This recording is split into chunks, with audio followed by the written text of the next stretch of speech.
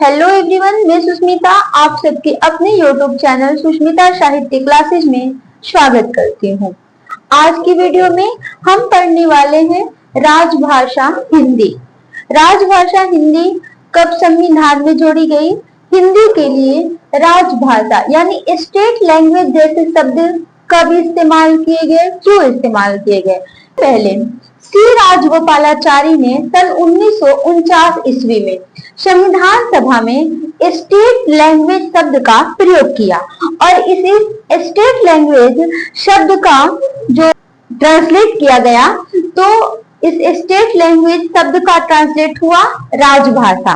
तो राजभाषा शाब्दिक रूप में एक ऐसी भाषा है जो संविधान द्वारा सरकारी कामकाज, प्रशासन, संसद और विधान मंडलों तथा न्यायिक कार्यकलापों के लिए स्वीकृत की गई।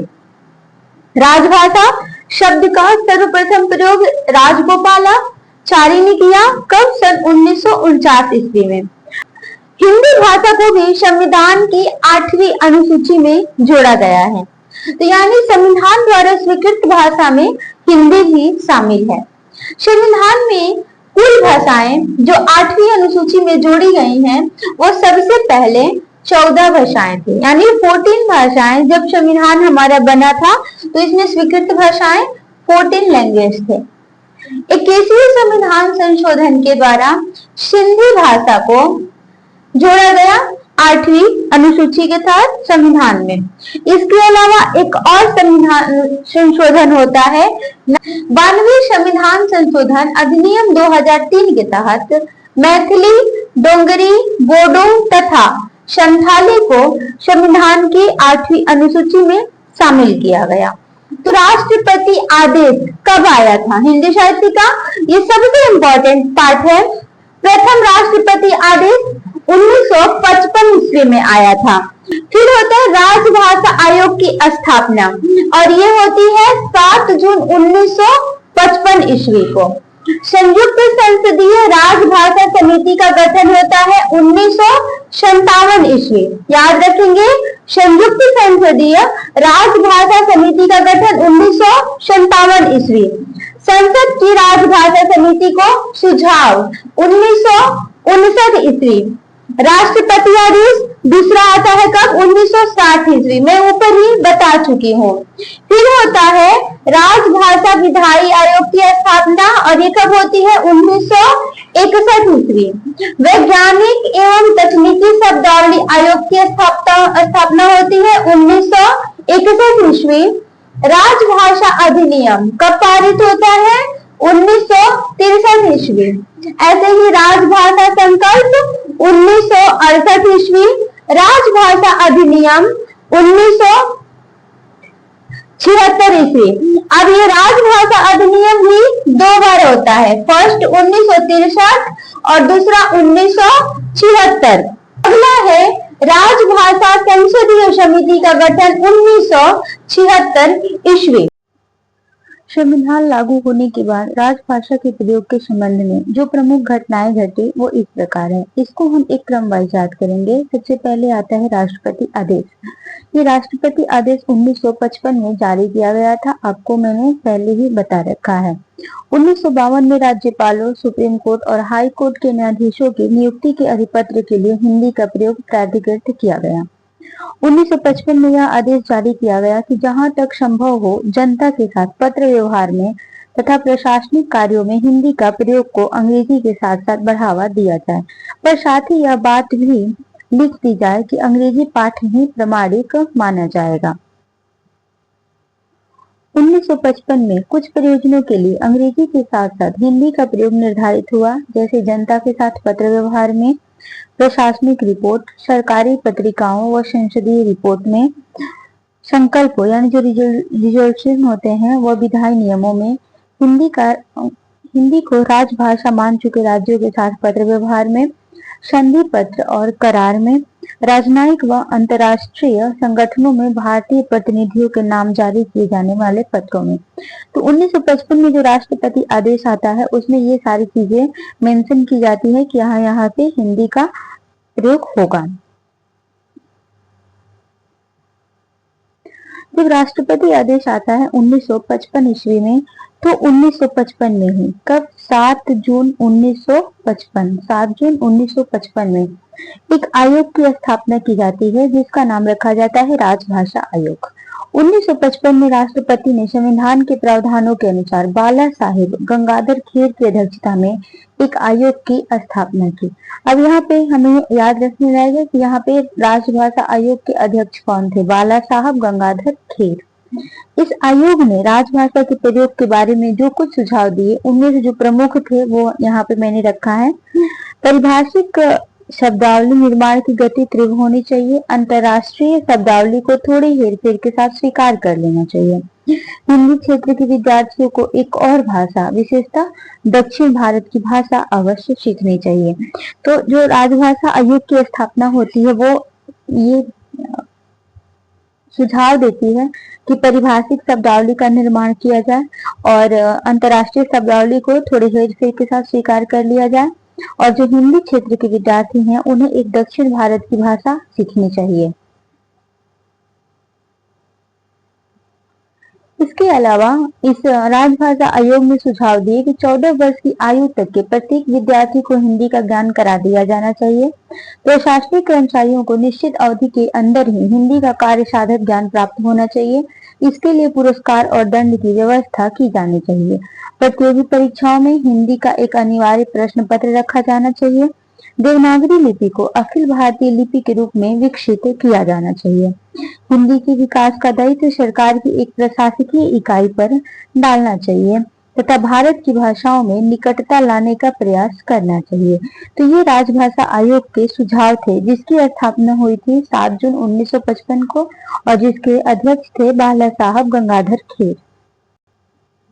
इन सुझावों का परीक्षण करने का दायित्व संसद की राजभाषा समिति को सौंपा गया और इस समिति ने 1959 में जो कुछ सुझाव दिए वो इस प्रकार हैं। तो यहाँ पे यह भी इम्पोर्टेंट है, संसदीय राजभाषा समिति, इसकी स्थापना कब हुई, 1959 ईस्वी में। इसने सुझाव दिए कि जब तक कर्मचारी और अधिकारी हिंदी का कार्य साधक ज्ञान प्राप्त न कर लें तब तक वे हिंदी में कार्य करते रहें। 45 वर्ष के ऊपर की उम्र वाले सरकारी कर्मचारियों को हिंदी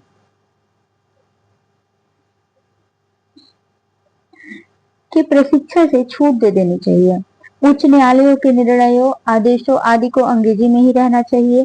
केंद्रीय सेवाओं के परीक्षाओं के माध्यम के रूप में अंग्रेजी को ही बने रहने देना चाहिए। 1965 के बाद हिंदी प्रधान भाषा हो जाए। तो राजभाषा समिति ने ये सुझाव दिया कि 1965 के बाद जो हिंदी है वो प्रधान भाषा हो जानी चाहिए। उपयुक्त दोनों सिफारिशों के बाद, ये जो सिफारिशें होती हैं इनके बाद, इन सुझावों के बाद वापस से एक राष्ट्रपति का आदेश आता है। और जैसा कि मैंने आपको पिछली वीडियोस में भी पढ़ाया है और इस वीडियो में भी मैंने पढ़ाया कि 1960 में द्वितीय राष्ट्रपति आदेश आता है। द्वितीय राष्ट्रपति आदेश आता है तो उसमें कुछ ऐसे महत्वपूर्ण बिंदु ये होते हैं कि 45 वर्ष से कम उम्र वाले कर्मचारियों के लिए हिंदी का प्रशिक्षण अनिवार्य होगा, यानी 45 वर्ष से ज्यादा की उम्र वालों के लिए हिंदी का प्रशिक्षण जरूरी नहीं रखा गया। अखिल भारतीय सेवाओं में भर्ती के लिए परीक्षा का माध्यम अंग्रेजी बना रहे।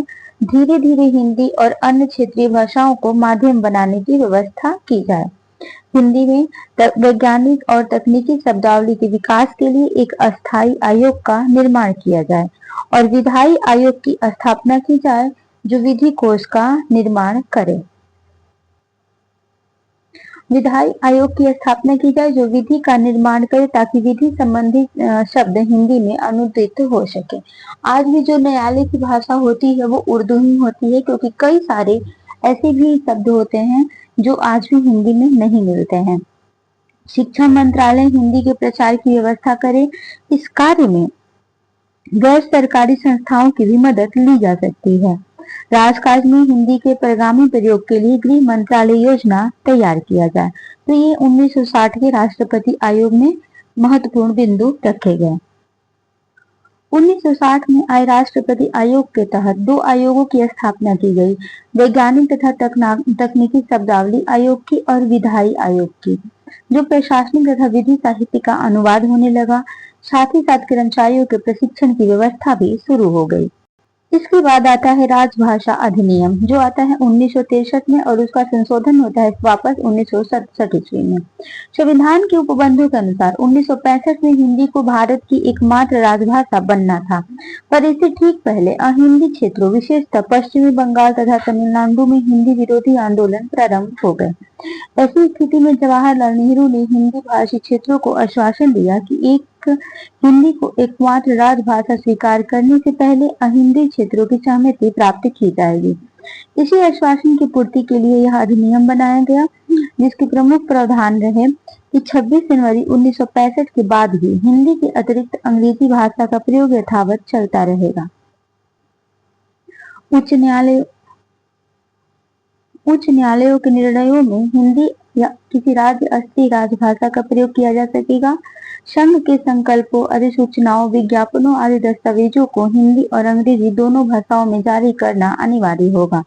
जब तक हिंदी भाषी राज्य अंग्रेजी को समाप्त करने का संकल्प नहीं ले लेंगे, तब तक अंग्रेजी का प्रयोग यथावत चलता रहेगा।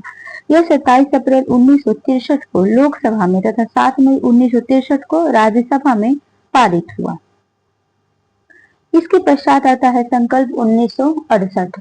1970 के संशोधन के बाद अहिंदी भाषी राज्यों की चिंता तो समाप्त हो गई, किंतु उन लोगों की चिंता बढ़ने लगी जो देश की एकता के लिए हिंदी को एकमात्र राजभाषा के रूप में स्वीकार करना चाहते थे।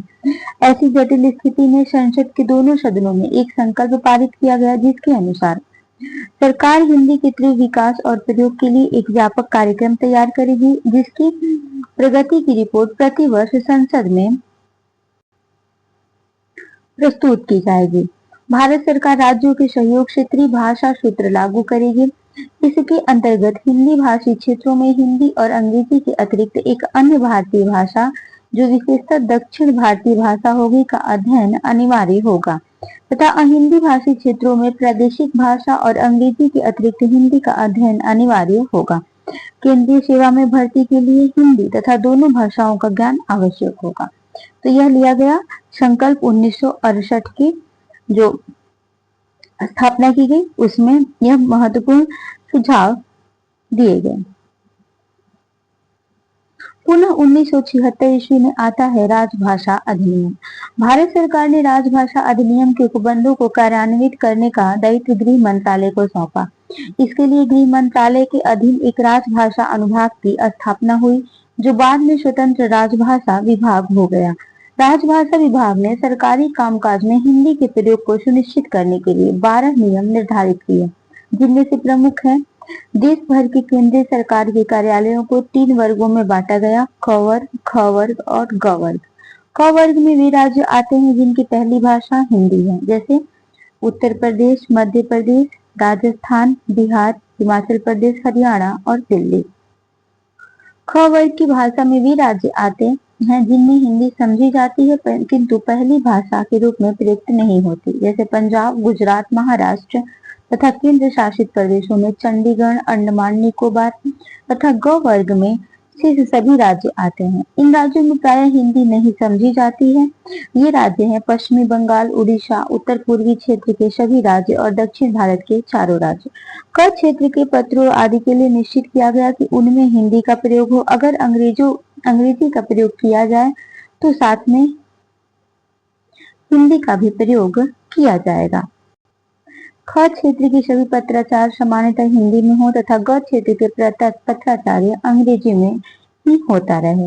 हिंदी में कहीं से प्राप्त पत्र का उत्तर हिंदी में ही देना होगा, यह तय किया गया तथा सभी दस्तावेज हिंदी व अंग्रेजी दोनों भाषाओं में साथ साथ निकाले जाएंगे।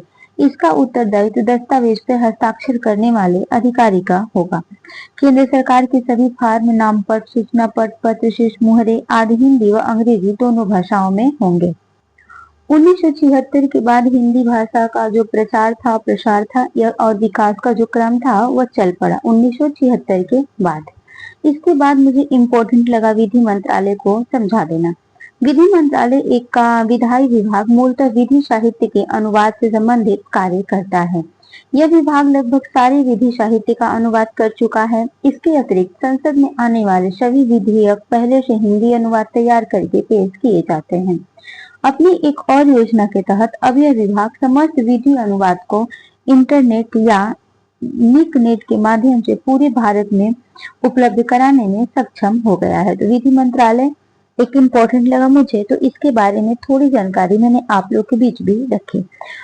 तो आज के वीडियो के लिए इतना ही, मिलते हैं जल्दी नए वीडियो के साथ। Thanks for watching.